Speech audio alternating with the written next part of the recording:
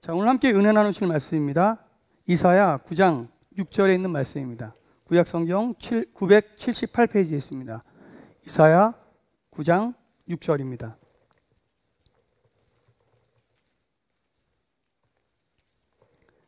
봉독해 드리도록 하겠습니다.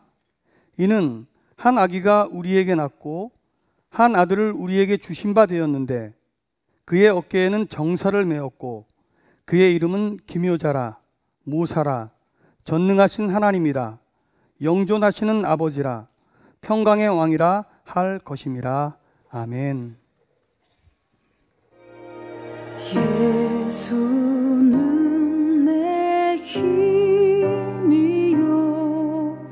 나의 기쁨 내 참 소망 그 이름의 생명은 내 삶의 이유라. 오직 주만 따라갑니다. 오직 주만 높임 받으소서.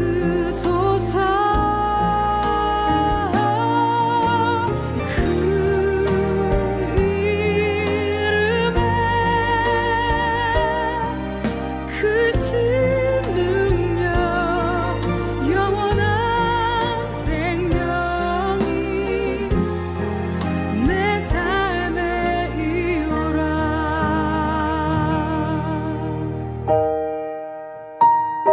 여러분 잘 들으세요. 예수님이 진리예요, 길이에요, 생명이에요. 모든 것이에요. 알파와 오메가예요. 만유의 주예요. 만왕의 왕이에요. 진리의 왕이에요. 진리가 어디 있습니까? 진짜 생명은 어디 있습니까? 우리가 가야 될 길은 어디 있습니까? 우리가 먹고 살 생명의 양식은 어디 있습니까?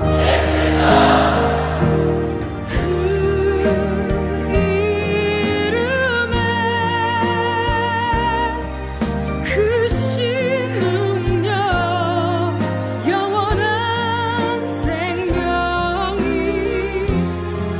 내 삶의 이유라.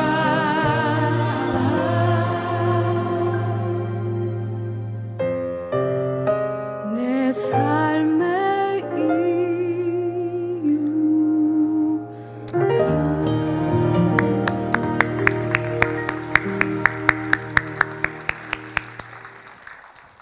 예수 안에서 답을 찾고 예수 안에서 능력을 누리는 펀처치 베델교에 오신 여러분들을 주님의 이름으로 환영합니다. 우리가 지난주부터 올해 우리 베델교의 표인 예수라고 하는 주제를 가지고 4주 동안 하나님의 말씀을 공부하고 있습니다. 지난주에는 요한계시록 1장에 등장하는 7촛대 골든 메노라를 통해서 왜 교회가 이 시대의 희망이며 또 왜 교회는 예수 그리스도를 중심으로 살아내야 하는 그런 공동체인가에 대해서 말씀을 드렸습니다.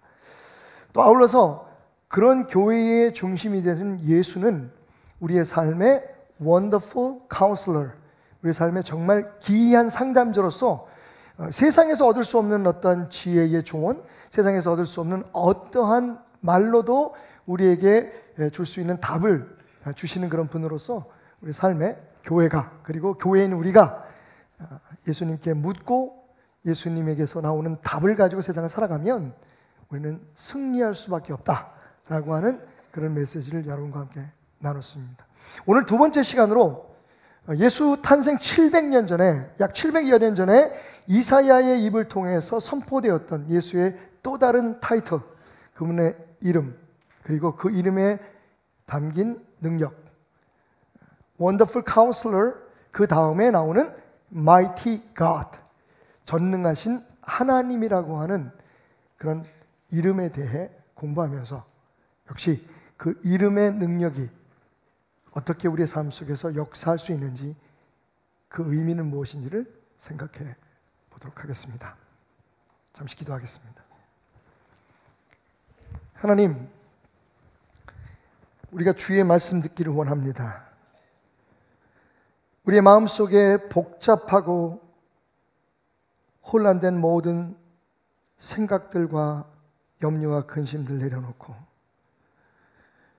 우리의 마음이 울림판이 되어서 주의 음성이 퍼져나가는 강력하게 울려오는 귀한 시간 되게 하여 주옵소서. 거기 계시며 말씀하시는 하나님을 찬양하며 예수님의 이름으로 기도드렸습니다. 아멘. 모두가 경험하는 일이겠지만 아이들을 키우면서 힘든 일도 많은데 더 행복한 일도 더 많습니다. 그죠? 요즘 이제 우리 그 손녀가 34개월이 됐어요. 혹시 제가 잘못 알고 있다면 엄마 아빠에게 진심으로 사과를 드립니다. 저는 이제 34개월 알고 있는데 그 3세가 아직 채 되지 않았는데 조기 교육의 효과죠. 이게 묻습니다. 할아버지 어디 갔어? 하나님의 집. 우리 라엘이에게 교회는 하나님의 집이에요. 그래서 그걸 어떻게 알까요? 세뇌를 했으니까 알지. 가르쳐 줬으니까 알지. 할아버지 어디가? 하나님의 집. 아빠는 어디 있어? 말레이시아. 그 다음에 나오는 질문 있죠. 라엘아, 예수님 어디 계시니? 그러면요, 두 손을 꼭 모아서 자기 가슴을 이렇게 대요. 여기. 놀래기는 가르쳐 주니까 다 아는 거지. 근데 정말 그게 귀여워서 하루에 한 두세 번은 꼭 물어봐요. 할머니 어디 가셨어? 엄마는 어디 있지? 예수님은 여기. 근데 그것도 그날그날 기분에 따라서 그 상황에 따라서 좀 달라요. 집중해서 물어볼 때 뭐 선물이라도 옆에다 하나 놓고 예수님 어디 계세요? 그럼 여기 라엘이 가슴에 그렇게 얘기를 해요. 근데 다른 일 하고 있을 때 예를 들면 콩순이를 보고 있다든지 뽀로로에 집중하고 있는데 제가 옆에 가서 예수님 어디 계시니? 그러면 예수님이 갑자기 대장 쪽으로 내려오세요. 여기.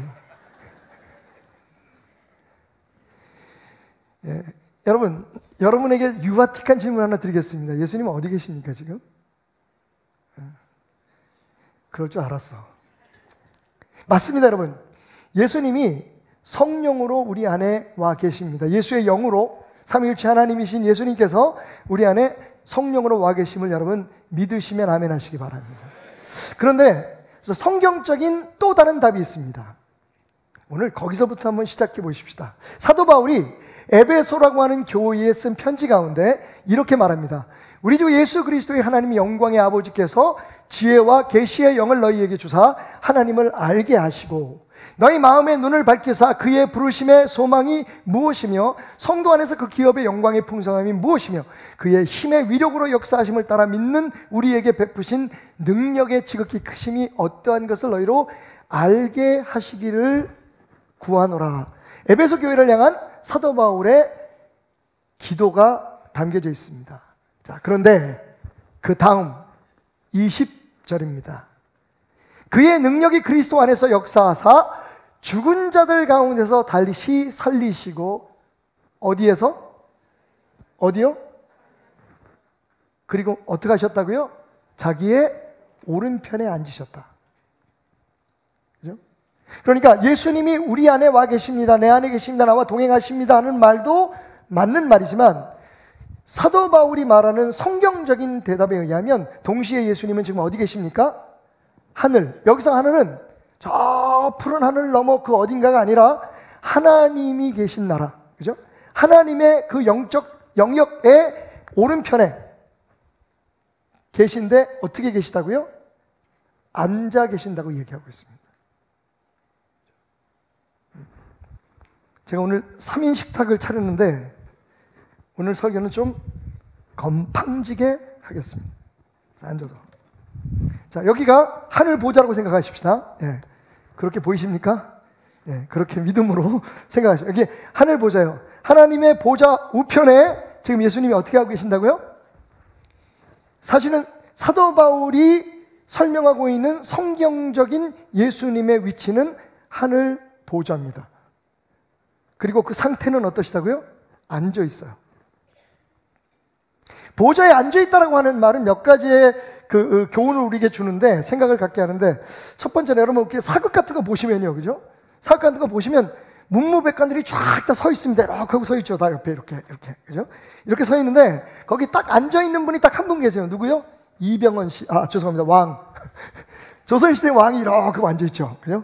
의자에 좌정하고 있습니다. 우리가 좌정하사 다스리소서라는 찬양 가사처럼 이렇게 좌정하고 앉아 있잖아요. 이 얘기는 뭐냐면 그 모든 사람들의 권위를 갖고 있다는, 그 모든 사람들 위에 권위를 갖고 있다는 것을 의미합니다. 다른 말로 말하면 내가 왕이다. 그죠? 그러니까 보좌, 특히 보좌에 앉았다고 하는, throne이라고 그러죠. 왕이 앉는 그 자리에 예수님께서 좌정하에 앉으셨다고 하는 말은 모든 것을 다스리는 권세를 가지셨다는 첫 번째 의미가 있고요. 두 번째 의미는 조금 더 성경을 깊이 연구할 때 우리에게 깨달아진 진리입니다. 자, 최초의 하나님의 임재를 하나님의 백성들에게 알렸던 것이 성막이라고 제가 말씀을 드렸습니다. 성막이 없는 게 있죠. 없는 게 많습니다. 성막 안에는 술, 담배가 없습니다. 죄송합니다. 성막 안에는 창문이 없습니다. 그죠? 성막은 짐승의 가죽으로 그 겉이 다 쌓여져 있었기 때문에 빛이 완벽하게 차단되어 있었습니다.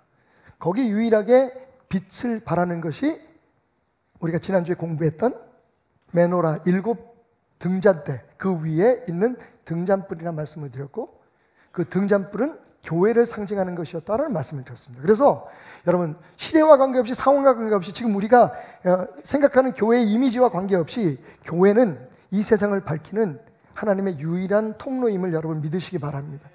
교회가 아니고 예수의 복음을 누가 전할 수 있겠습니까? 지금은 우리가 부족하고 연약하고 참 못난 게 많아도 그래도 여전히 예수님은 우리를 포기하고 있지 않다. 예수님은 여전히 우리 베델을 통해서, 우리 교회들을 통해서, 나를 통해서 이 땅에 예수의 사랑의 빛을 비추기를 원하고 계신다는 것을 깨닫는 여러분 되시기 바랍니다. 근데 여러분, 거기 또 없는 게 있어요. 뭐가 없을까요? 의자가 없습니다. 성막 안에는 의자가 없습니다. 그래서 성막에서 제사를 드리는 대제사장이나 혹은 거기에서 섬기는 모든 사람들이 잠시라도 쉬고 앉을 수가 없었어요. 왜냐하면 그들의 사역은 끝나지 않았기 때문에, 완성되지 않은 사역, 미완성의 사역이었기 때문입니다. 히브리게 제가 얘기하는 것처럼 구약시대의 제사장들은 매일 아침마다, 매일 저녁마다, 매 절기마다 하나님 앞에 제사를 드림으로 그 백성들의 죄를 사하고 하나님과의 관계를 열어갔습니다. 그러니까 반복적인 제사가 계속됐던 거죠. 그런 제사장들에게 앉을 자리는 없었습니다. 그들의 사역은 끝나지 않았기 때문입니다. 언제까지? 여러분, 예수 그리스도께서 십자가 위에서 단번에 드린 제사로 십자가의 제단에서 다 이루었다, 테텔레스타이 라고 외치는 그 순간까지 사실은 하나님을 향한 우리의 제사의 사역은 끝나지 않았죠. 근데 예수님이 십자가 위에서 단번에 제사를 드림으로, 그리고 다 이루심으로 말미암아 하나님께 드리는 제사는 예수 그리스도 안에서 끝이 납니다. 그리고 예수님은 보좌에 앉으십니다. 다 이루신 거죠. 아멘. 예수님이 보좌에 앉으셨다고 하는 것은 죽었다가 살아나셔서 저 하늘 하나님 보좌에 그 곁에 앉으셨다. 이건 예수님께서 모든 것을 다 완성하셨다는 뜻일 뿐만 아니라 모든 것 위에 권세를 갖고 계심을 상징합니다. 그래서 우리는 예수는 왕 중의 왕, 예수는 왕, 예수는 주, 모두 무릎 꿇고 경배를 드리세. 예수는 만유의 주님 고백할 수 있는 겁니다. 자, 그런데 여러분, 그렇게 앉아 계신 예수님 주변에 놀라운 일들이 벌어지고 있다고 사도 바울은 얘기합니다. 2장으로 넘어가죠. 에베소서 2장 4절. 긍휼이 풍성하신 하나님이 우리를 사랑하신 그 큰 사랑으로 인하여 허물로 죽은 우리를 그리스도와 함께 살리셨고, 아멘. 자, 1장에서는 예수님이 죽으셨다가 다시 살아나셔서 하늘 보좌에 앉으셔서 지금 모든 것을 다스리고 계신다라고 말씀하고 계시는데, 자, 여기서 그 사건이, 예수 그리스도가 보좌에 앉으신 그 사건이 우리에게 어떤 관계가 있는지를 얘기하고 있습니다. 그리스도와 함께 우리도 살려서 너희는 은혜로 구원을 받은 것이다. 이걸 다시 한번 강조하고 싶었겠죠. 그리고 6절 함께 시작. 또 함께 일으키사 그리스도 예수 안에서 함께 어디에 어떻게 하늘에 앉히셨다. 할렐루야. 그러니까 영적인 눈을 뜨고 볼 때 하나님의 말씀을 이해할 때 앉아 계시는 예수님만이 아니에요. 뭐라고 얘기하고 있죠? 예수님과 함께 우리도 앉히셨다. 어디에요? 예수님의 보좌에. 이는 그리스도 예수 안에서 우리에게 자비하심으로써 그 은혜의 지극히 풍성함을 오는 여러 세대에 나타내게 하려 하심이라. 아멘. 근데 이게요, 완성형으로 이루어졌다는 거예요. 완성형으로 이루어졌다는 거예요. 물론 우리는 그렇게 생각할 수 있습니다. 맞습니다. 그러니까 우리가 나중에 죽거든, 아니면 우리가 죽기 전에 예수님 오셔서 우리가 하늘로 가게 되면 그 영원한 하나님의 나라가 이루어질 때에 우리가 하나님의 우편 좌편에 앉을 줄 믿습니다. 예수 그리스도와 함께 그 보좌에 앉을 줄 믿습니다. 그런데 여러분, 말씀이 그렇게 될 것이라고 얘기한, 그렇게 함으로써 풍성함을 오는 세대에, 미래에 전하게 하시기 위해서 예수님께서 우리를 그 좌우편에 앉으셨다고 말씀하시지만, 그런데 그 예수 좌우편에 앉은, 예수의 곁에 앉는 그 사건은 이미 이루어진 사건임을 시제로서 우리에게 선포하고 있다는 겁니다. 이렇게 이해하십시오. 여러분들이 아주 이해하기 좋은 방법으로 설명을 해드리겠습니다. 돈 얘기를 하겠습니다. 와우. 자, 누가 지방에서 지금 일을 하는데 아들이 갑자기 돈이 필요해요. 아빠, 나 100만 원만 제 계좌에 붙여주실 수 있어요? 아버지가, 그래 아들아, 네가 꼭 필요한 돈이니까 내가 보내주지. 그래서 바로 전화를 끊고 돈 100만 원을 아들의 계좌에 쏩니다. 자, 돈이 들어갔어요. 그 다음부터 그 돈은 누구의 것입니까? 아들의 것이죠. 그죠? 적어도 아들이 마음대로 쓸 수 있는 권한이 주어진 거죠. 이건 완성된 겁니다. 그런데 그 돈을 언제 꺼내 쓰느냐 하는 건, 실제적으로 그 돈이 언제 사용되느냐 하는 건, 그건 또 상황과 환경에 따라서 다르죠. 여러분, 그렇게 누가 여러분의 통장에 돈을 쏘아줬다, 여러분은 주로 언제 찾으십니까? 바로 찾죠. 바로 찾아도 역시 시간차가 있는 거죠. 무슨 얘기인가 하면, 입금된 것, 내 권위로 내가 쓸 수 있는, 내 권한 안에서 쓸 수 있는 돈이 입금된 건 완성형이고요. 그것을 사용하는 건 나에 달려 있습니다. 그러니까 예수와 함께, 자, 지금부터는 제가 앉아서 설교를 하겠습니다. 여러분 양해를 부탁드립니다. 그렇잖아요. 여러분은 앉아있고 나는 왜 서 있어야 돼? 참, 목사가 일단은 이게 마음이 넓고 인격이 좋아야 되는데, 참 여러분들에게 죄송한 말씀을 드리면서 그래도 저는 다리를 꼬고 앉겠습니다. 지금 예수님이 보좌에 앉으세요. 그죠? 모든 일을 마치시고, 예수님 말씀 모든 일이 다 끝났어요. 이제 승리가 다 이루어졌고, 그죠? 그리고 예수님께서 보좌에 지금 앉아 계십니다. 근데 예수님만 앉아 계신 게 아니라 그 옆에 우리가 이미 앉아 있다는 거예요. 완성형입니다. 자,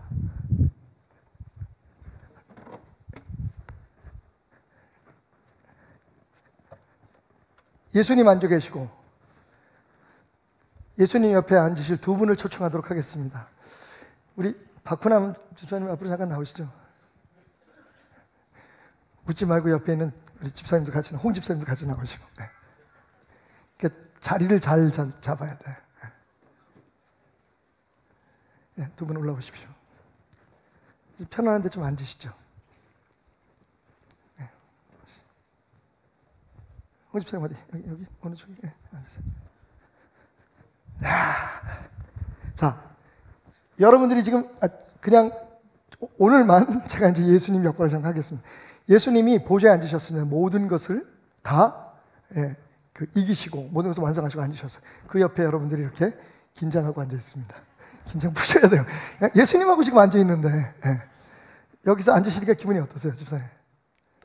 떨려요? 긴장됩니까? 집사님은? 뭐 자주도 이렇게 찬양팀 하시면서 자주 올라오셨는데 일단 이렇게 앉으니까 그죠? 예. 자, 말씀을 비춰주십시오. 자, 여기 보면 우리를 함께 예수님 옆에 앉아있게 하셨다라고 말씀하고 있습니다. 그죠? 자, 다시 1장으로 돌아가서. 근데, 예. 자, 뒤로 넘기시면 예수님께서 앉아 계신데 하늘에 자기의 오른편에 앉히셨다. 20절, 21절부터 보면 모든 통치와 권세와 능력과 주권과 이 세상뿐 아니라 오늘 왜 이렇게 떨어? 나도 같이 떨리네.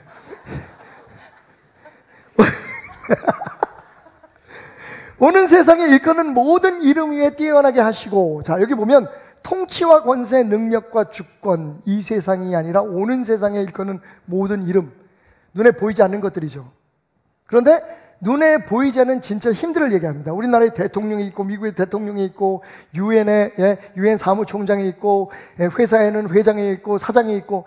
여러분, 사실은 그분들이 능력이 있는 게 아니라 그분이 가지고 있는 이름의 능력들이 있습니다.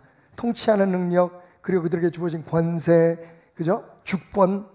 근데 지금 현재뿐만 아니라 미래에 다가오는 모든 것들이 다 어떻게 되어 있다고요? 예수님 밑에 있다고 합니다. 모든 그 이름 위에 예수님을 뛰어나게 하시고. 22절 같이 읽습니다. 시작. 또 만물을 그 발 아래 복종하게 하시고. 어디에요? 발 아래. 그러니까 예수님이 앉아 계신 그 보좌는 그 발 아래 만물의 모든 것, 권세, 통치, 능력, 주권, 이 나라의 왕, 대통령, 뭐 정부, 어떤 회사, 공동체, 무슨 뭐 공권력, 뭐 이런 모든 힘들, 교회의 담임 목사, 무슨 교구장, 장로, 이런 모든 권세가 다 어떻게 됐다고요? 예수의 발 아래 복종하게 하셨다 라고 말씀하고 있습니다. 이제 조금 긴장 푸시고. 그러니까 모든 것을 만물이라고 얘기하는 건 여기 여러분들이 그동안에 두려워했던 질병, 그죠? 여러분이 정말로 무서워서 떨던 여러분의 아내들, 죄송합니다. 왜 자꾸만 내 간증이 나오지? 세상에 우리가 염려하고 근심했던 모든 것들이 다 예수의 발 아래 복종되었다. 할렐루야. 예수님이 밟고 계신다는 거예요. 자, 모든 것의 위치가 어디예요? 예수님 지금 발밑입니다. 예수님은 편안히 앉아 계시고 그 밑에 모든 것이 다, 왜냐하면 예수님은 모든 것을 이기시고 모든 권세 위에 우뚝 서셨기 때문에. 근데 여기 여러분 또 한 가지 중요한 게 있습니다. 뭐냐면, 그러면 이 세상을 지금 다스린다고 생각하는 사탄은 어디 있을까요? 역시 사탄도 예수님의 발 아래 이미 복종되었음을 믿으시기 바랍니다. 우리의 삶에 어떤 문제라든지 아픔이라든지 그 무엇도 예수님 발 아래 복종하지 않은 게 없어요. 할렐루야. 근데 다시 여러분의 눈을 분명히 떠서 보십시오. 그렇게 앉으신 예수님, 모든 만물을 딛고 서신, 복종하게 하신 그 예수님 옆에 누가 있어요? 당신이 있습니다. 우리가 있어요. 할렐루야. 그래서 예수님 말씀하셨습니다. 두려워하지 마라. 세상에서 내가 이미 이기었다. 예수님이 이겼으니까 우리도 어떻게 된다는 거예요? 이겼다는 거예요. 여러분, 이길 거라는 게 아니고 이미 이겨놓은 싸움을 지금 우리는 싸우고 있는 겁니다. 이게 바로 우리의 지금 영적인 상황이에요. 아멘. 좀 이 기쁨을 좀 누리실까요?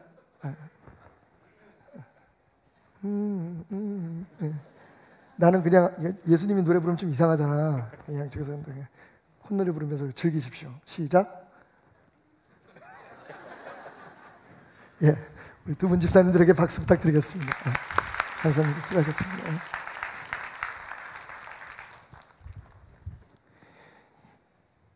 자, 근데 우리가 그렇게 예수 그리스도와 함께 승리자의 자리에 모든 권세를 복종시키는 그 위에 지금 앉아 있다. 영적으로 이미 그것이 이루어졌다. 문제는 그러면 그게 오늘 우리의 삶에 현재적 상황에서 그게 우리에게 어떤 의미와 어떤 실제적인 능력이 있느냐는 겁니다. 그때 우리에게 떠오르는 말씀. 한 아기가 세상에 태어나고 한 아들을 우리에게 주셨는데 그의 어깨에 모든 정사가. For to us a child is born. 우리에게 한 아이가 태어났다. To us a son is given. 한 아들이 우리에게 주어졌는데, and the government will be on his shoulders. government이라는 통치를 뜻하는 거거든요. 그러니까 세상에 인간을 통치하고 어떤 집단과 공동체 모든 것들을 통치하는 모든 것을 통틀어서 the government라고 얘기를 하는데, 이 government가 그분의 어깨에 있다. 다시 말하면 will be on his shoulders. 모든 것들이 다 그분의 통치 아래 있다는 겁니다. 그런데 and he will be called wonderful counselor. 지난주에 우리 공부했던 기이한 상담자. 그리고 mighty God. 전능하신 하나님이라 불려질 것이다. 자, 이 말씀은 당연히 예수를 메시아로 인정하지 않는 유대인들이나 혹은 예수가 하나님이 아니다라고 주장하는 여호와의 증인 같은 분들이 제일 싫어하시는 구절입니다. 마소라 성경에 다시 말하면 그 이스라엘 사람 유대인들이 지금 사용하고 있는 말하자면 현대인 히브리어로 쓰여진 성경책을 마소라라고 하는데 거기 9장 5절에 우리는 9장 6절 거기는 9장 5절에 이 말씀이 딱 있어요. 그 아이가 이렇게 불려질 거다. 그는 전능하신 하나님이다. 전능하신 하나님 같은 분이 아니라 전능하신 하나님이다 라고 하는 서술어로 끝이 납니다. 다시 말하면 예수가 하나님이라는 거죠. 아멘. 근데 그냥 하나님이 아니라 어떤 하나님? 전능하신 하나님, mighty God. mighty, 힘이잖아요. 맞습니다. 그러니까 모든 것에 능하신 하나님이라고 우리가 번역을 해놨는데, 왜냐하면 mighty라고 하는 말이 힘 있다, 능력 있다는 말이기 때문에. 근데 이걸요 히브리어로 원어로 보면 정말 놀라운 깨달음을 우리가 갖게 됩니다. 자, 그럼 mighty God이라는 말이 히브리 말로 뭘까요? 한번 따라해 볼까요? 엘 기보르. 엘 기보르. 엘이라는 말은 하나님이라는 뜻인 걸 아시죠? 그래서 우리 벳엘의 뜻이 뭐예요? 우리 교회 이름이 하나님의 집. 당연히 벳은 히브리 말로 집이라는 뜻일 거고요. 엘은 하나님이라는 뜻이겠죠. 그러니까 엘 기보르. 여기서 한 가지 여러분들 그 설교 노트를 보면서 한 가지 좀 머리를 갸웃하실 수 있는데, 왜냐하면 히브리어는 오른쪽에서부터 왼쪽으로 읽습니다. 옛날에 우리도 좀 그랬던 시절이 있었던 것 같아요. 성경이 이렇게 오른쪽에서부터 왼쪽으로 위에서부터 아래로 읽어나갔던 시절이 있었는데, 사실은요 히브리어는 오른쪽에서부터 왼쪽으로 읽어갑니다. 여기서 TMI를 좀 공개해야 되겠네요. Too much information. 사실 알아도 그만 몰라도 그만인데, 예수님에 대해서 강조하기 위해서 우리가 흔히 얘기하는 게 있어요. 그게 뭐냐면, 여러분 서기, 그 다음에 그 기원전, 우리가 보통 서기라고 하는 우리의 날들을 표시하는, 그죠? 말하는 그 상징적인 게 있잖아요. AD, BC. 근데 이게 누구를 중심으로 이루어집니까? 예수님의 탄생. 그러니까 사실은 누가 뭐라고 해도 AD, BC를 사용하는 모든 문화권의 역사는 예수 중심으로 되어간다는 것을 사실 우리가 은연중에 고백하고 있는 거예요. 그러니까 쉽게 말하면 우리가 뭐 AD 몇 년, BC 뭐 몇백 년 이렇게 얘기할 때 그 얘기는 뭐냐면 예수님이 오시기 전 몇백 년 전에 있었던 일이다. 그러니까 모든 인류의 역사가 사실은 예수를 중심으로 지금 우리에게 해석되고 있다라고 이해할 수가 있죠. 예수님이 우리 역사의 중심입니다. 근데 그뿐이 아니에요. 재밌는 건 예수님이 태어나신 이스라엘, 그 팔레스타인을 중심으로 해서 여러분 예수님이 태어나신 그 반대 쪽은 예수님을 중심으로 글을 왼쪽에서 오른쪽으로 써갑니다. 믿겨지지 않으시면 인터넷을 검색해 보시면 됩니다. 구글의 도움을 받으십시오. 그리고 예수님을 중심으로 해서 이쪽 반쪽은 어떻게 글을 쓰냐면요, 오른쪽에서부터 왼쪽으로 써갑니다. 재밌죠? 다시 말하면 사실은 은연중에 우리도 알지 못하는 가운데 우리는 예수님 중심으로의 역사, 예수님 중심으로의 문화를 살아가고 있다는 거예요. 그 사람들이 어떤 문화권에 있든지 어떤 신을 섬기고 있든지 종교가 무엇이든지 결국 히스토리는 말 그대로 His story, 하나님의 이야기고 예수 그리스도의 이야기라는 거예요. 아멘. 그래서 히브리어는 오른쪽에서부터 왼쪽으로 써가니까 엘 기보르가 되는 거죠. 그러니까 우리 말하면 엘 기보르가 되어야 되는데 엘 기보르로 쓴다고 생각하시면서 전제하에 생각해 보시면 여기서 중요한 단어는 기보르예요. 엘은 하나님이고 기보르라는 말은 말 그대로 능력 있다라는, 힘이 있다라는 뜻이에요. 근데 이게 그냥 힘이 있는 게 아니에요. 그래서 중요한 거예요. 이 기보르라는 말이 등장하는 또 다른 말씀들이 구약에 여러 군데 있는데 시편 24편 7절과 8절 말씀을 한번 생각해 보겠습니다. 문들아 너희 머리를 들지어다, 영원한 문들아 들지어다. 찬송 가사, 찬양 가사죠, 그죠? 문들아 머리 들어라, 영원한 문들아. 항상 뭔가 좀 이렇게 허술해. 자, 중요한 건 8절입니다. 영광의 왕이 들어오시는데, 여러분, 문을 열라는 건 뭐예요? 모두 그분을 영접하라는 거죠. 그분 앞에 막힌 문은 없습니다. 세상의 모든 문들은 다 열어라. 그분을 영접해라. 그런데 그 오시는 왕이 누구냐? 강하고 능하신 여호와요. 그 다음을 주목하십시오. 전쟁에 능한 여호와시라. 여기서 전쟁에 능하다는 말이 기보르입니다. 그러니까 힘이 있는데 그냥 주어진 힘이 아니에요. 힘이 있는데 그냥 얻어진 힘이 아니라 전쟁을 통해서 얻어진 힘이에요. 그래서 저는 오늘 이 말씀을 어떻게 제목을 잡았냐면 그냥 전능한 하나님이라고 쓰지 않고 최강 용사 하나님이라고 번역을 했습니다. 왜 최강이냐? 제 휴대폰을 보면 제 아내의 별칭이 최강마눌이라고 쓰여 있습니다. 예, 세상에 존재하는 모든 마누라 중에서 최강의 마누라입니다. 저는 제 아내에게 전화를 할 때마다 하나님을 생각합니다. 그런 분이시라는 건 아니고요. 최강 용사라는 뜻이 뭐냐? 이 세상에선 찾아볼 수 없는 용사라는 거예요. 말 그대로 싸우고 쟁취한 능력, 최강의 용사, 전쟁에 능하신 하나님, 이게 엘 기보르입니다. 그러니까 이사야가 그분은 기이한 상담자요, 원더풀 카운슬러, 그리고 그분은 최강의 용사이신 하나님이다. 엘 기보르, 마이티 갓. 여러분, 우리가 예수 그리스도와 함께 모든 세상의 권세를 딛고 복종시키고, 그래서 예수의 이름으로 기도한 것들은 하나님 뜻 안에서 이루어진 것을 믿어야 됩니다. 이미 십자가에서 예수님께서 그 모든 것을 완성하실 때, 보좌에 앉으시기 위한 그 사역을 완성하실 때 역시 이사야를 통해서 말씀하셨습니다. 그가 찔림으로 너희는 나음을 받았다. 그가 고통을 받음으로 너희에게는 평화가 주어졌다.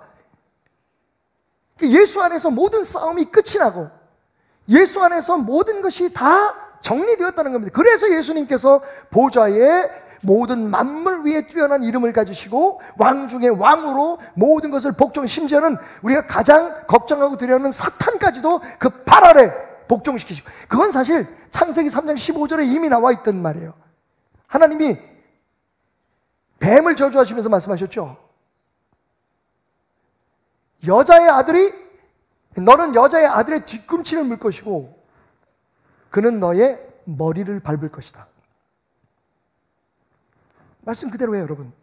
여러분이 염려하고 근심하고 두려워하고 걱정하는 모든 일들, 지금 겪고 있는 일들과 그리고 앞으로 일어날 모든 일들이 다 예수 그리스도의 발 아래 있음을 여러분 믿으시기 바랍니다. 근데 거기서 끝나는 게 아니에요. 오늘 이사야의 고백처럼 마이티 갓, 최강의 용사이신 하나님이 여러분과 함께 싸우고 계신다는 것을 여러분 믿으시기 바랍니다. 그게 우리와 함께하는 예수 그리스도세요. 그 능력이 우리 안에서 있어 지금 우리가 그 능력으로 싸우고 있다는 것을 믿으시기 바랍니다. 그는 최강의 용사, 우리의 군대 장관으로 불려질 것이다. 예수 그리스도는 하나님이십니다.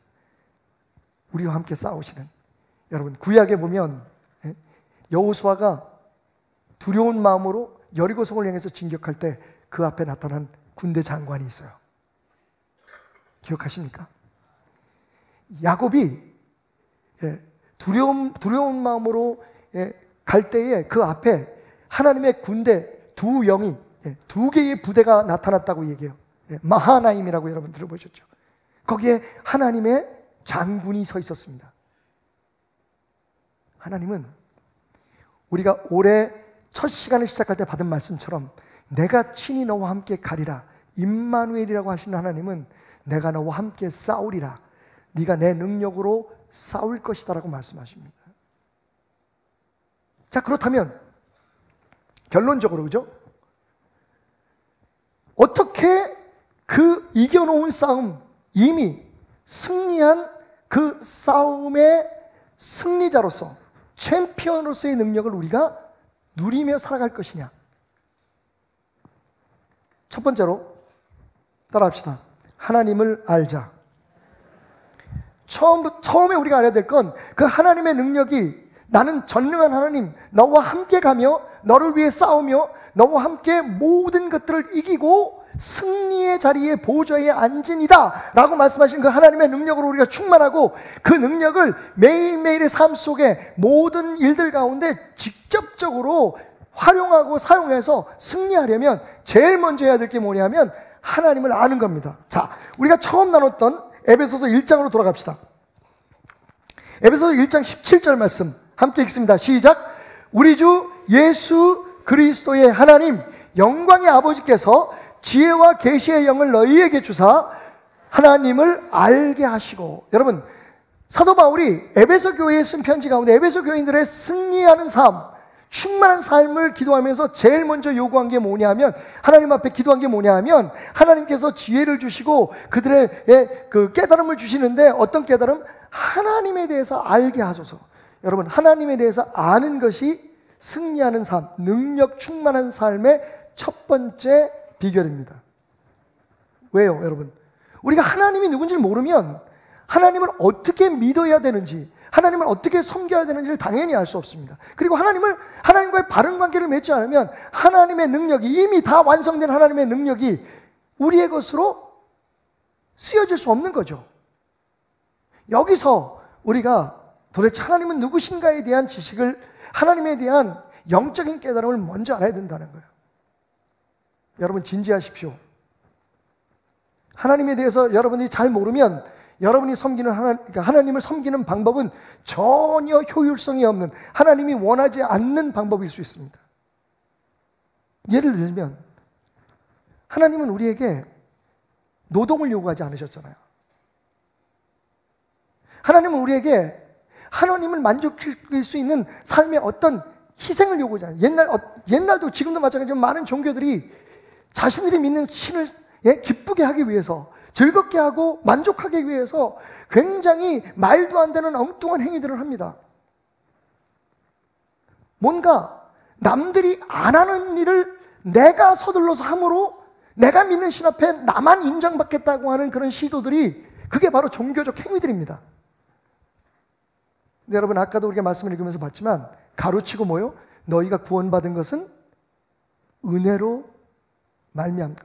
너희는 구원으로 말미암아, 은혜로 말미암아 구원을 받았다고 얘기해요. 여기서 제일 먼저 우리가 조심해야 될 게 뭐냐면, 하나님을 장사꾼으로 만들면 안 됩니다.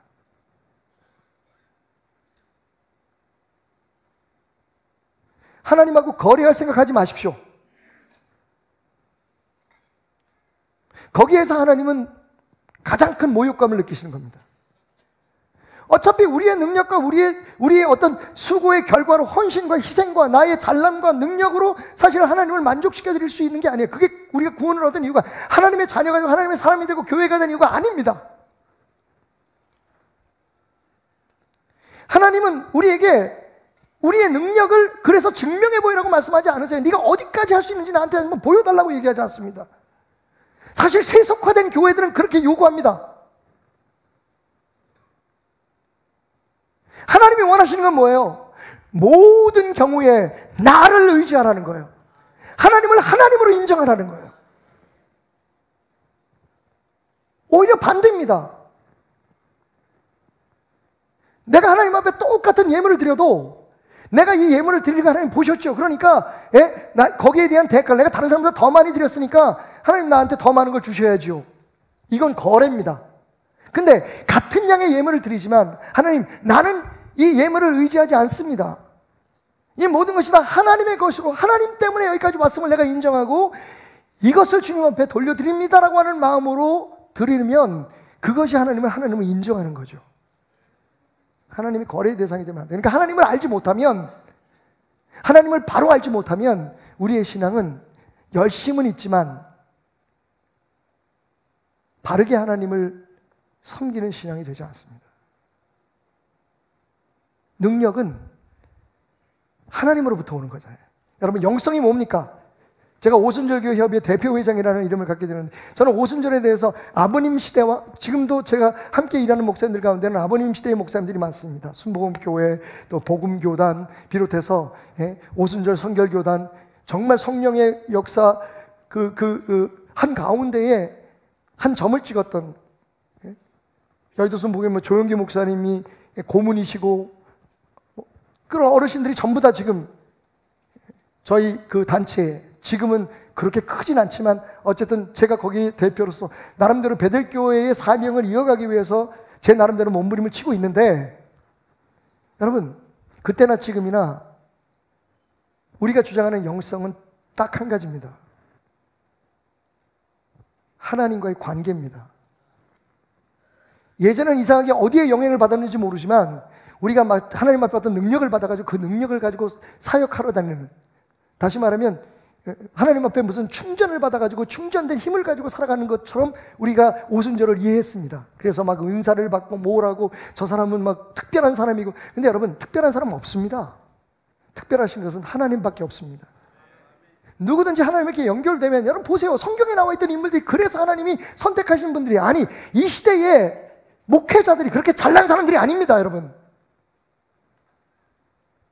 잘난 사람들을 목회자로 원하신다면 저는 자격이 없습니다. 만약 부족하지만 하나님과 계속 끊임없이 연결하려고, 하나님께 붙어있어 하나님이 기뻐하시는 것이 무엇인가, 하나님에 대한 바른 지식을 성도들에게 심어주려고 몸부림치는 사람이 주의 종의 자격이 있다고 하면 어쩌면 저는 자격이 있을지도 몰라요. 근데 지금 이 시대가 원하는 주의 종들은 전부 다 자격이 있는 사람들이에요. 잘난 사람들이에요. 능력을 받은 사람이에요. 여러분, 하나님은 분명히 우리에게 말씀하십니다. 우리가 입버릇처럼 얘기하면서도 우리 스스로 실천하지 않는 게 이거예요. 하나님은 우리 보고 능력 있는 자가 되라고 말씀하지 않으십니다. 적어도 영적인 영역에 있어서 하나님 뭐라고 말씀하십니까? 능력 있는 하나님을 믿는 사람이 되라고 말씀하십니다. 능력이 우리의 삶에 역사할 수 있는 그 하나님과 연결되는 순종의 믿음을 가지고 말씀하시지, 우리 교회가 막 노력하고 막 프로그램을 개발하고 성도들 막 긁어 모아서 우리 교회가 막 힘 있는 교회가 되는 것이 그게 하나님이 원하시는 부흥이라고 얘기하지 않습니다. 그게 영성이라고 얘기하지 않습니다. 여러분, 하나님에 대해서 알아야 합니다. 저와 함께 동역하는 모든 주의 종들, 그리고 우리 교회의 재직들은 이 교회에 오는 모든 분들, 우리 스스로를 포함한 모든 분들에게 하나님에 대한 바른 지식, 하나님에 대한 바른 깨달음을 여러분들에게 전하기 위해서 애쓸 겁니다. 우리가 부족하고 몰라서 못할 때는 있을 거예요. 우리 스스로도 실천 못하는 부분이 있을 겁니다. 어떡하겠습니까? 우리도 인간인데. 하지만 분명한 건, 오늘 제가 이 강단에서 말씀드리는 건, 왜? 그래야만 하나님의 능력이 여러분의 삶 속에서 나타나니까. 그래야만 우리가 이미 정복한, 예수 안에서 정복한 그 모든 것들에 대한 승리가 우리의 것이 되니까. 두 번째로 말씀은 우리에게 이렇게 말합니다. 너희 마음의 눈을 밝히사 그의 부르심의 소망이 무엇이며 성도 안에서 그 기업의 영광의 풍성함이 무엇이며 그의 힘의 위력으로 역사하심을 따라 믿는 우리에게 베푸신 능력의 지극히 크심이 어떠한 것을 너희로 어떻게 해요? 알게 하기를 원한다. 뭘 알아야 된다는 거예요? 그 하나님을 믿는, 그 하나님의 자녀가 된 그 하나님의 교회로서의 우리에게 주어진 능력, 여러분에게 주어진 능력을 아시기 바랍니다. 이걸 많이 알면 알수록 여러분, 우리가 어떤 무기를 가지고 있고 우리가 어떠한 능력을 가지고 있는 것을 스스로 알아야 하나님 안에서 그것을 사용할 수 있지 않겠습니까? 여러분, 기도의 능력을 무시하지 마십시오. 기도는 하나님과 함께 동역하는 일이기 때문에, 하나님이 우리를 통해서 역사할 수 있도록 우리 스스로를 드리는 거기 때문에 엄청난 능력이 있습니다. 이미 우리에게 주어진 그 능력을 무엇으로 사용합니까? 여러분, 기도로 사용하는 겁니다. 말씀, 여러분 다시 한번 여러분 귀가 따갑도록 말씀드리지만, 하나님의 말씀을 공부하는데 게을리하지 마십시오. 말씀 안에 우리가 예수 안에서 우리의 삶 속에 일어나는 일들, 우리가 어떤 능력을 가지고 있는지, 우리가 기도할 때 무슨 일이 벌어지는지, 우리가 세상에 나가서 어려운 문제를 만나거나 심지어는 우리 앞에 질고나 질병이 있을 때 그것을 어떻게 예수 안에서 해결해야 되는지 그것을 설명하는 것들이 다 말씀 속에 있어요. 많이 알면 알수록, 많이 깨달으면 깨달을수록 예수를 믿는다는 게 뭔지 도대체, 여러분 오늘 여러분 보셨잖아요. 예수님이 보좌에 앉으셔서 세상의 모든 것들을, 심지어는 사탄까지도 그 발 아래 두셨다. 여러분, 그것을 듣는 순간 여러분 마음속에 어떤 마음이 듭니까?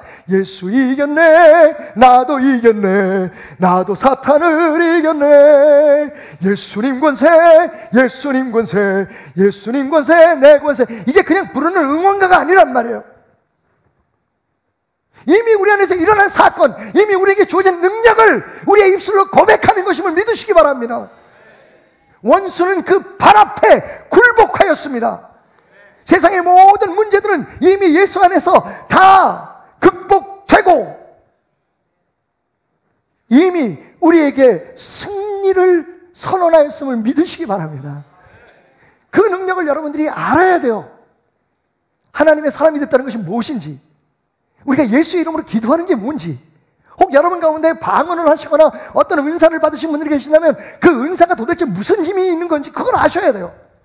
신기하고 재밌고 사람들에게 과시하기 위해서 그 능력을 주신 게 아닙니다.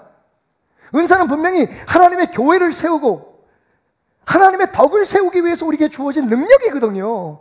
그 능력을 어떻게 쓰는 건지, 그것이 무엇인지, 내게는 어떤 것이 보장되는지 그것을 알도록 사도 바울은 기도하고 있어요. 여러분, 하나님을 알고 내가 가진 능력, 하나님 안에서 내가 갖게 된 능력을 알게 될 때 우리의 삶에 능력이 넘쳐나게 됩니다. 자, 마지막 세 번째는 그의 능력이 그리스도 안에서 역사하사 죽은 자들 가운데서 다시 살리시고 하늘에서 자기의 오른편에 앉으사 모든 통치와 권세와 능력과 주권과 이 세상뿐 아니라 오는 세상 일컫는 모든 이름 위에 뛰어나게 하시고 그 또 만물의 그의 발 아래 복종하게 하시고 그를 만물 위의 교회의 머리로 삼으셨다. 아멘. 자, 세 번째 우리가 알아야 될 게 뭐냐면, 그러면 그 하나님의 능력, 우리에게 보장된 그 능력이 어떤 통로를 통해서 역사하는지를 알아야 돼요. 통로를 알아야 돼요. 통로. 그 통로가 뭡니까? 오늘 말씀대로 예수 안에 있는 겁니다. 다시 말씀으로 돌아가서 말씀 이렇게 얘기합니다. 말씀 보십시다. 그의 능력이 그리스도 안에서 역사하는. 아멘. 하나님의 능력이 어디서 역사합니까? 내 안에서 역사합니까? 맞습니다만 여러분, 예수 안에 있는 내 안에서 역사하는 거예요. 예수가 그 능력의 통로입니다. 마이티 갓, 최강의 용사인 예수 안에서 우리가 그 예수 그리스도의 능력을 사용할 수 있는 거예요. 왜 예수 안에 머물라고 얘기합니까? 왜 예수와 붙어 있으라고 얘기합니까? 그게 유일한 하나님의 능력의 통로이기 때문이에요. 그래서 왜 우리가 예수라고 외치며 이 한 해를 이겨내야 되는지 살아내야 되는지 성경은 우리에게 말하고 있습니다. 예수 안에 그 능력이 있습니다. 예수를 통해서 그 이름이. 그래서 우리가 기도할 때, 그리고 우리 앞에 있는 문제를 향해서, 특히 사탄을 향해서 우리가 외칠 때에 예수의 이름으로 명하노니 물러갈지어다. 예수의 이름으로 외치는 이유가 뭡니까? 예수 안에 그 능력이 있기 때문에, 예수 안에 그 능력의 흐름이 있기 때문입니다. 예수 안에서 우리가 그 능력을 누릴 수 있기 때문입니다. 이 세 가지를 기억하십시오. 하나님을 바로 아는 여러분이 되시길 주님의 축원드립니다. 하나님을 알면 알수록 하나님을 더 기뻐하게 하는 예배의 삶을 살게 될 것입니다. 하나님과 더 좋은 관계를 맺으면 맺을수록 하나님이 보장하신 여러분에게 주어진 능력들이 흘러넘치게 될 것입니다. 아멘. 그러니까 무엇을 얻으려고 하지 말고 하나님을 얻으려고 노력하십시오. 그리고 하나님 안에서 우리에게 주어진 보장된 축복들에 대해서 여러분 숙지하십시오. 그래서 이때는 이렇게, 저때는 저렇게, 기도의 힘은 무엇이고, 우리에게 주신 은사의 능력은 무엇이고, 우리가 말씀 안에서 얻을 수 있는 힘은 무엇이고, 이것을 깨닫고 마지막 뭐라고요? 예수 안에 어찌하든지 머물도록 노력하십시오. 예수의 이름으로 하십시오. 어제죠? 예, 어제 그저께입니다. 금요일이죠. 금요일 이상국 목사님과 함께 올해 처음 이제 사업 개업을 한다고 하는 그 형제 하나가 있어서 저희 아들하고 그 친구인 우리 교회 성도인데, 육류업, 그러니까 해외에서 돼지고기 같은 것들을 수입해서 나누는 그런 일을 하시는 분인데, 예배를 드렸어요. 그래서 목사님 점심 하셔야죠. 그래서 그래, 뭐 고깃집에 왔으니까 우리 고기 먹자. 근데 점심이니까 거창한 거 말고 우리 갈비탕 먹을까? 그랬더니 목사님 마침 여기 그 회사 앞에 갈비탕 잘하는 데가 있습니다. 갈비탕 집에 갔어. 깜짝 놀랐어요. 이건 성경식 놓고 얘기해야 돼. 갈비가 있다만 해.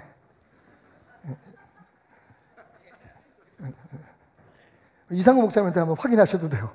왜냐면 사실 저는 원래 항상 그런 것처럼 저는 이제 회냉면, 함흥냉면을 먹었고, 이상호 목사님이 갈비탕을 시켰는데 제가 음식이 나오는 순간 후회했어요. 갈비가 이만해. 근데 이 친구들이 원래 그 육가공업을 하니까, 유통업을 하니까 저한테 얘기를 하는 거예요. 목사님, 이런 갈비 어디서 먹기 쉽지 않습니다. 부위가 다르대요. 처음 알았어요. 아니, 우리 교회 전성덕 장로님인데 나한테 그런 얘기 한마디도 안 해줬거든. 우리가 보통 먹는 갈비는 이렇게 짧게 자르잖아요. 그거는 진짜 갈비 이 부분이래요. 그리고 그 길게 자르는 부분은 뭐 이름을 얘기하는데 이름은 잘 기억 못 하겠고, 그건 이 등 쪽에 있는 부분이라서 그건 굉장히 비싸기도 하고. 그래서 이걸로 하는 갈비탕 지금 요즘 좀 있긴 있습니다만, 이런 갈비탕 잡숫기 어렵겠습니다라고 얘기를 하는데 나는 그걸 안 시켰잖아. 근데 찌질하게 나 좀 한 숟갈만 먹어볼까 이렇게 못 하겠잖아. 그래가지고 이상호 목사님 이제 갈비를 먹는다고 갈비를 딱 뜯는데 할렐루야! 고기가 한 점도 안 붙어 있는 거야, 거기에. 하나님 살아계시는구나. 근데 그 다음에 무슨 고기가 없네? 이렇게 보더니 여기 떨어졌네? 그러더니 떨어진 고기를 탁 드는데 오 마이 갓! 하나님 조금 아까 살아계십니다라고 찬양을 했는데 왜 이러십니까, 하나님? 여러분, 그래서 제가 생각을 했어요. 살이 붙어 있지 않은 갈비. 형태는 있지만 살아있는 건 아니잖아요. 그죠? 가끔 예술가들이 무슨 예술 작품 만들기 위해서 그렇게 만들기도 하지만 그건 살아있는 게 아니에요. 살아있으려면 근육도 붙어 있고 살도 붙어 있고, 그죠? 솔직히 우리들의 교회들이 뼈다귀만 튼튼한데 애를 쓰고 있는 건 아닐까? 여러분, 성전이 왜 필요합니까? 우리 교회 조직들이 왜 필요하고 우리 교회 공동체들과 재직들과 이게 왜 필요합니까? 교회가 교회 다움의 진짜 목적을 위해서, 그죠? 그런데 마치 오늘 어쩜 우리는 그냥 뼈만 튼튼하게, 골격만 튼튼하게 만들려고 애를 쓰는 것 같아요. 조직을 만들고, 규칙을 만들고, 또 무슨 프로그램을 운영하고. 올해도 사실 정말 죄송하지만 제가 부족해서 공동체 임원단 조직하고 재직회 구성하는데 얼마나 우리 장로님들 고생했는지 몰라요. 거기에 왜 이런 에너지를 써야 됩니까, 우리가? 그렇다고 해서 그 공동체나 재직회가 모여서 하나님 말씀 공부하는 것도 아니고. 맞습니다, 여러분. 모든 게 다 중요해요. 근데 왜 중요하냔 말이에요. 왜? 교회는 도대체 왜 나오는 겁니까? 뭘 위해서 나오는 겁니까? 마치 살을 다 발라낸 그 갈비만 가지고 우리는 이렇게 멋진 소였어라고 우리 자신을 자랑하는 것 같다는 생각 들지 않습니까, 여러분? 예배는 왜 아름답고 멋있었고 완전해야 됩니까? 왜 성가되는 노래를 잘해야 될까요? 그런데 여러분, 그 자체가 목표가 되면 안 된다는 거예요. 예배가 마치고 나면 항상 저는 나름대로의 피드백을 받습니다. 오늘 성가대는 어땠고, 찬양팀은 어땠고, 목사님 설교는 어땠고, 시간은 어땠고, 교회 환경은 어땠고, 히타가 너무 뜨거웠고, 왜 잡음이 나고, 뭐가 어떻고, 마이크는 왜 그렇고, 맞습니다, 여러분. 그런데 이런 데에 우리가 신경을 써야 될 때에 잊지 말아야 될 게 이 모든 것들이 필요한 이유가 뭐냐면 예수에게 집중하기 위해서잖아요. 예수의 생명을 얻기 위해서. 근데 그건 없어지고 완전히 이게 무슨 교회가, 그게 이제 지금 교회들의 문제인 거예요. 그거 가지고 싸우고 뭐 재정이 어떻게 쓰이니 뭐가 어떻게 되느니 뭐 무슨 교회 조직이 어떠니, 완전히 교회를 그냥 세상에 어떤 기구가 돌아가는 것처럼 어떤 단체가 돌아가는 것처럼 접근을 하니까 뼈만 남은 살도 근육도 생명도 없어진 겉으로 보기에만 튼튼해 보이는 구조가 돼버리고 마는 거예요. 하나님이 뭘 원하십니까? 우리 교회에 여러분. 저희는 참 잘 지켜왔어요, 여태까지. 더 별로 그렇게 막 내가 아니면 안 되라고 하는 사람도 없었고, 저도 그러길 원치 않고, 몇 사람의 능력 있고 힘 있는 사람들의 그 중심으로 해서, 혹은 뭐 우리 청지기 장로회만을 가지고 우리 교회가 돌아가는,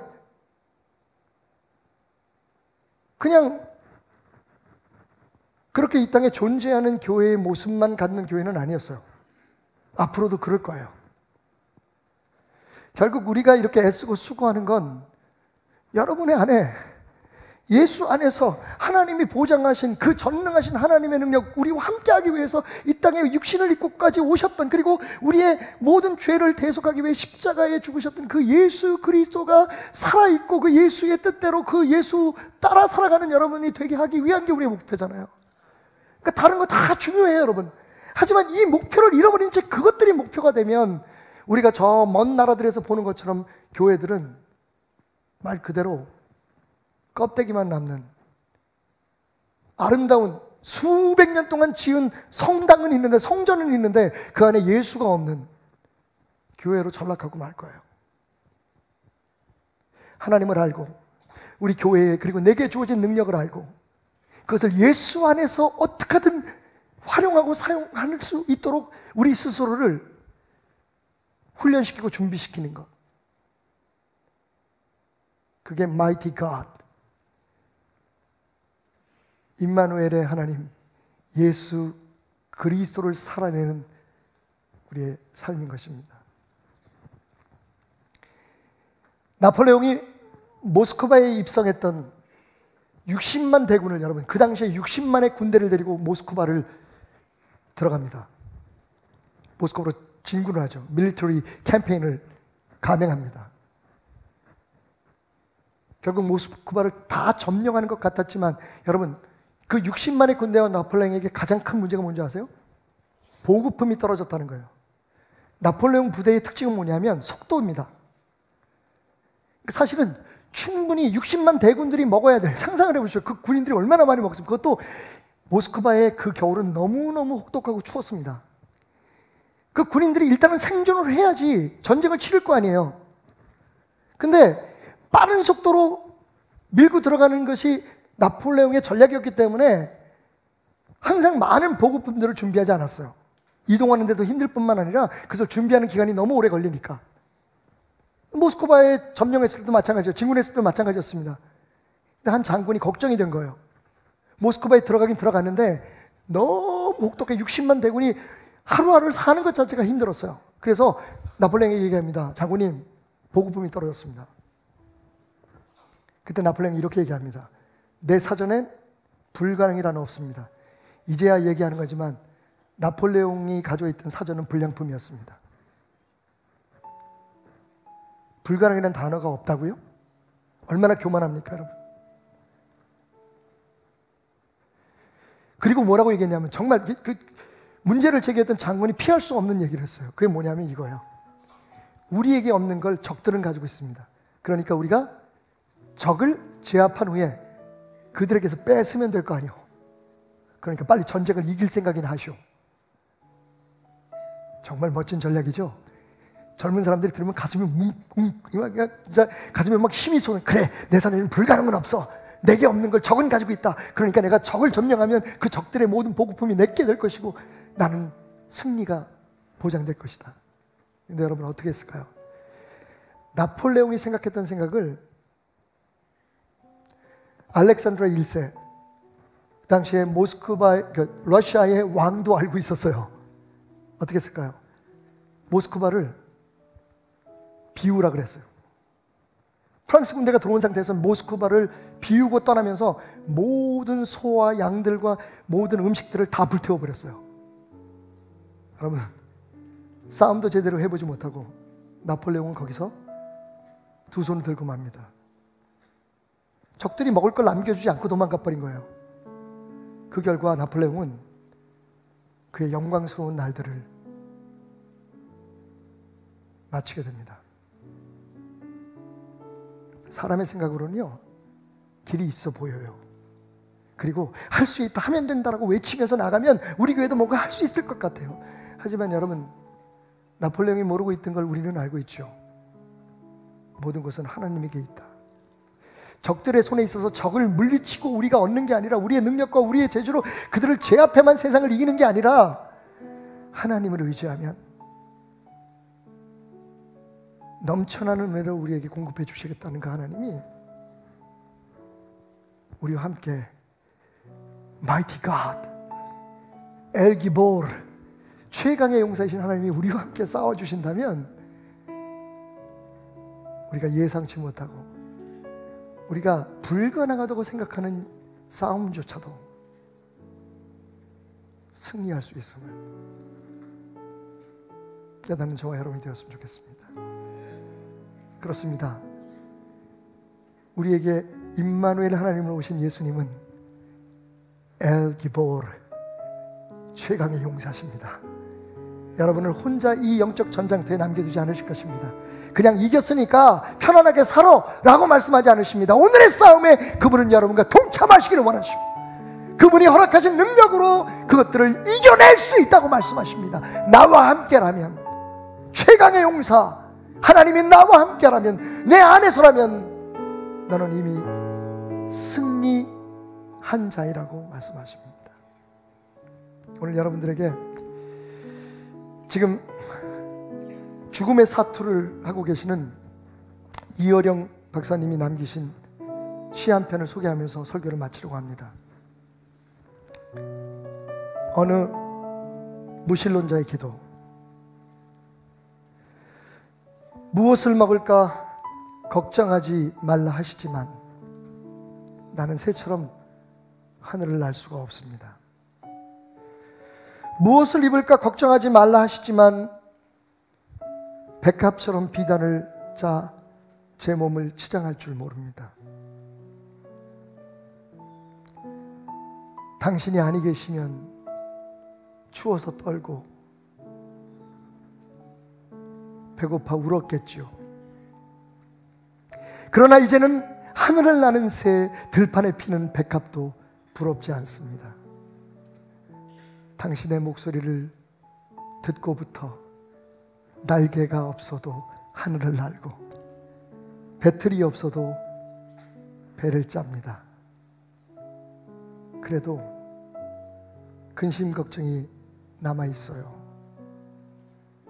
당신이 너무 먼 곳에 있어 보이지 않을까 봐서.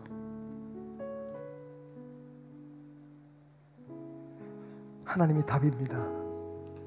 그리고 그 전능하신 하나님은 당신과 함께 하십니다.